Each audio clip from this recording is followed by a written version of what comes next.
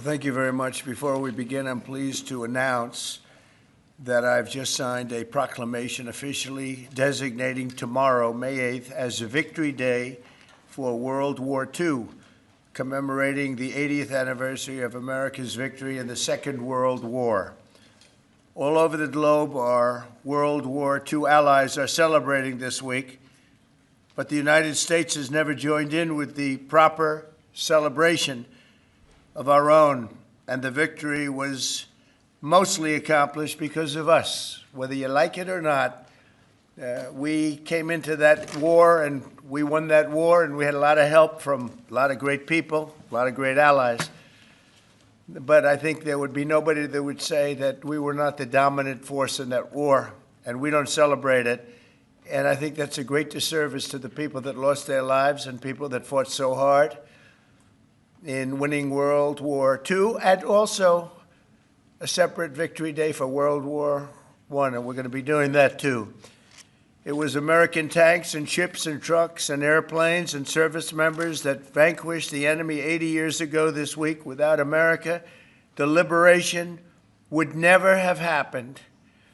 And so we have to pay tribute and homage to those people that gave us victory. And we did something else that people don't talk about. We rebuilt the world. All of these countries that were destroyed, we helped them rebuild. And that's something that, for the most part, others did not do. So with this proclamation, we are hereby honoring the incredible sacrifice and heroism of millions of Americans who served in World War II, along with the unprecedented mobilization, home front that helped deliver this great triumph. All Americans should take pride in what these incredible patriots have achieved. So I just want to say happy Victory Day to all. So we are celebrating every year now. I can guarantee for 4 years, but I think after that we're going to have 2 Victory Days, World War I and World War II. This is World War II Victory Day. In the future, we're going to have a major celebration of each day. We're not going to have days off because we don't have enough days in the year. We have too many celebrations already. But we're going to have Victory Day and for World War I, World War II. And without us, those wars would not have been won. I think we can say that, would not have been won. And I think it's time that the United States starts taking credit for their achievements. And I really believe it's a shame. You know, I was watching for the last week, and I noticed France, I noticed other countries all getting ready for Victory Day. And I said, that's sort of strange, because David just added something. He said, we also rebuilt the world. And I didn't have that, and I should have that. That was a big factor. But I noticed all of the countries, Russia, having a big day tomorrow. And by the way, they lost millions of people, and they were absolutely a major factor. But there was no major factor like us. We won the war, and we won it with the help of others. But everybody was celebrating but the United States of America. And I said, you know, I think it's time that we start celebrating victory. And that's what we're doing. So now for the reason that we're here, but I asked David, would it be appropriate if I did that? He said, absolutely. That's a big thing that we're doing on your swearing in, very big thing.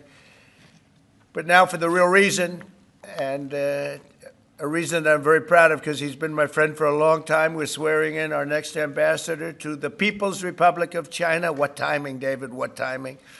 Only you could have picked this timing. It's your fault. I picked him a long time ago, but it just happened to come due on a pretty important date. But our friend David Perdue, Senator David Perdue, joining David this afternoon are his incredible wife Bonnie, who's been at his side for a long time, their sons David and Blake, their daughter-in-law Danielle and daughter-in-law Charlotte, and their grandsons David, Hudson, and Jack. That's a beautiful family. Congratulations. I didn't think you had it in you, David. That's really something. That's pretty amazing. Look at that. Our new ambassador brings to this position a lifetime of experience at the highest levels of business and politics, and he is at the highest level. Over 4 decades in business, he rose to lead several major American corporations, including as the president and CEO of the footwear giant Reebok, where he did very well. He did a great job. And later CEO of Dollar General. Likewise, he did a great job. David also lived and worked in Singapore and Hong Kong for several years, developing a wealth of experience negotiating and doing tremendous business deals for lots of different leaders that he worked with. Following his tremendous business success as an executive, David stepped forward to serve American government, and as we all know, in 2014, he was elected United States Senate in Georgia, and he was very popular, very respected from day one. He served on the Senate Foreign Relations Committee and was a tremendous partner to our administration during my first term. I dealt with him a lot, and he solved a lot of problems. Now I'm entrusting David to help manage one of America's most complex and consequential foreign relationships, and I know he'll do a fantastic job. As our lead diplomat in Beijing, David will work to promote American interests and stability in the Indo-Pacific, help stop the flood of Chinese fentanyl across our borders, which we have to do. We lost, I believe, 300,000 people last year. Seek fairness and reciprocity for the American worker, ensure the safety of our citizens overseas, and promote peace in the region and in the world. And I'm confident that he will do an exceptional job. He's an exceptional man, and make our country very proud and make our country very safe, too. So, David, I want to congratulate you. This is as big as it gets, and the timing is unbelievable, but it's time that we have somebody like this. This is a very, very extraordinary man, and you're going to do a fantastic job. And say hello to President Xi when you're over there, please, okay? Thank you very much. Marco, would you do the service? Thank you. Put your left hand and raise your right. Raise your right hand. I state your name. I, David Perdue, Do solemnly swear do solemnly swear that I will support and defend that I will support and defend the Constitution of the United States the Constitution of the United States against all enemies, against all enemies, foreign and domestic, foreign and domestic, that I will bear true faith that I will bear true faith and allegiance and allegiance to the same, to the same, that I take this obligation freely that I take this obligation freely without any mental reservation without any mental reservation or purpose of evasion, or purpose of evasion, and that I will well and that I will well and faithfully discharge and faithfully discharge the duties of the the office duties of the office on which I am about to enter. in which I'm about to enter. So help me God. So help me God. Congratulations. Thank you. Mr. Master.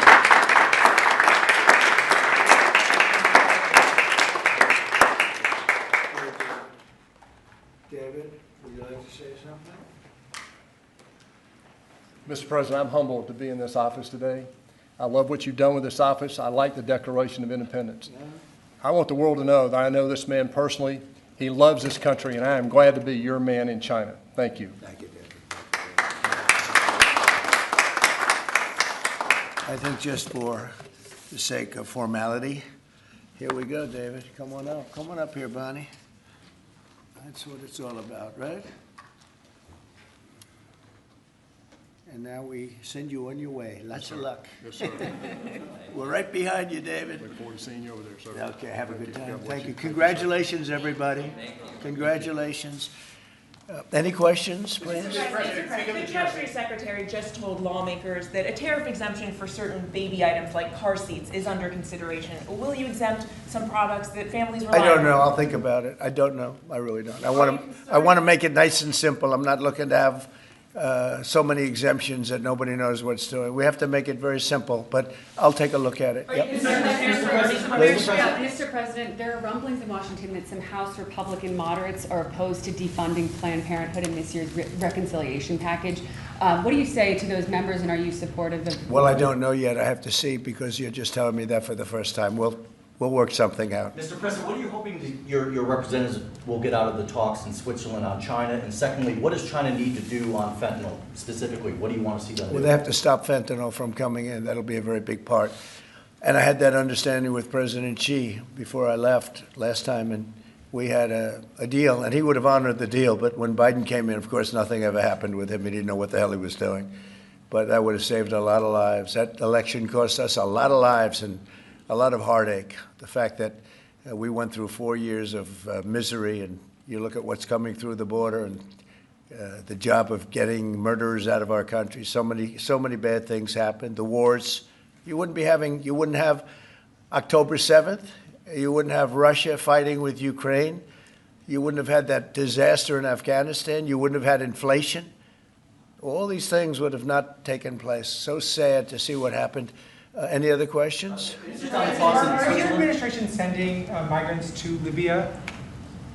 I don't know. You'll have to ask Homeland Security, please. Would you support sending migrants? Would you support President sending Vance migrants to said Libya? Russia was asking for too much to end the war. Given that, do you still have confidence that... When did he say that?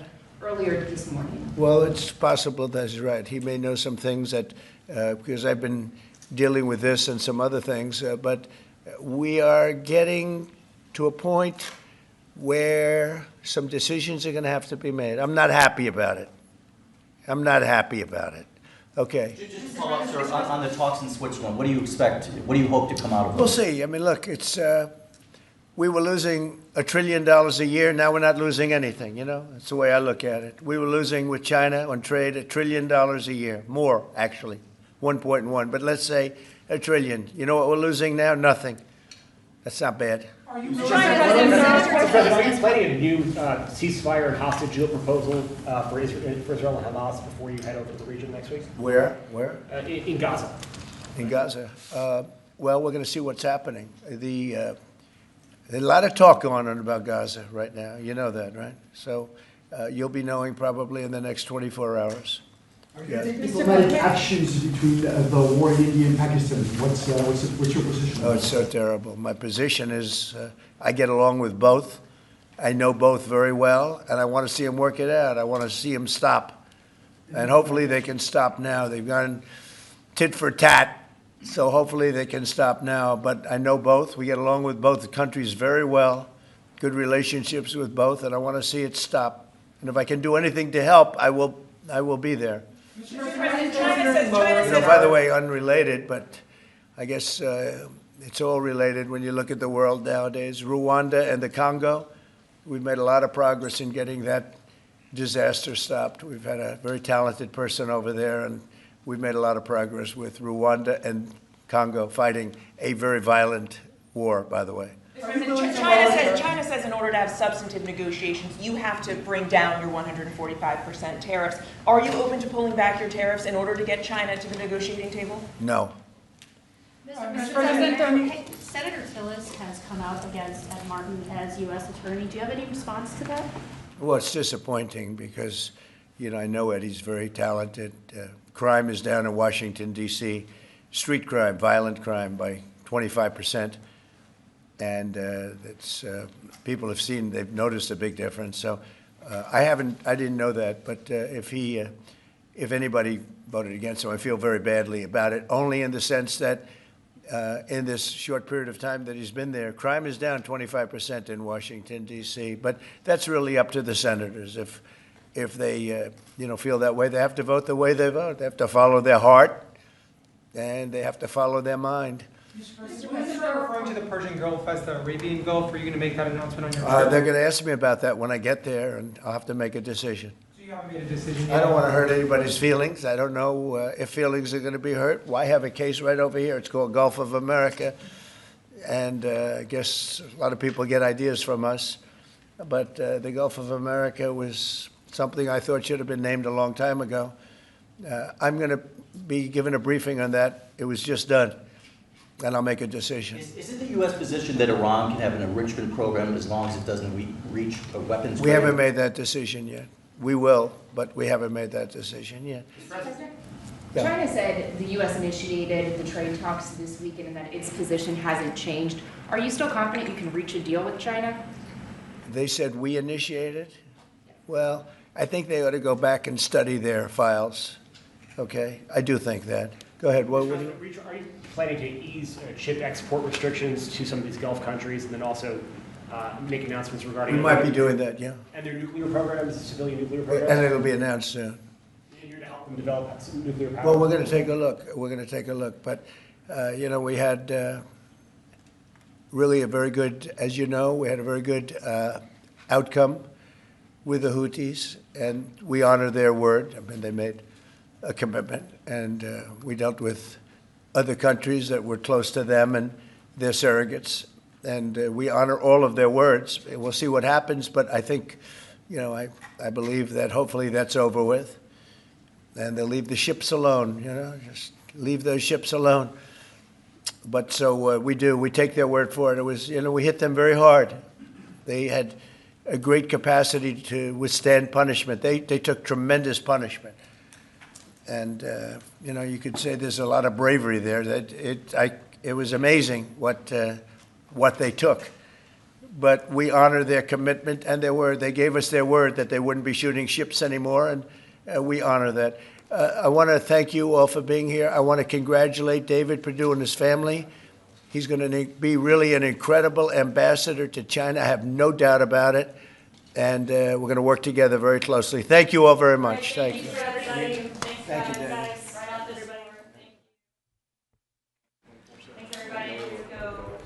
Fellas, come on over here. I want to thank you.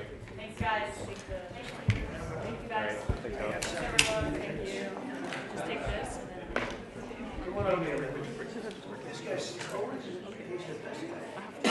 He's really, you know what?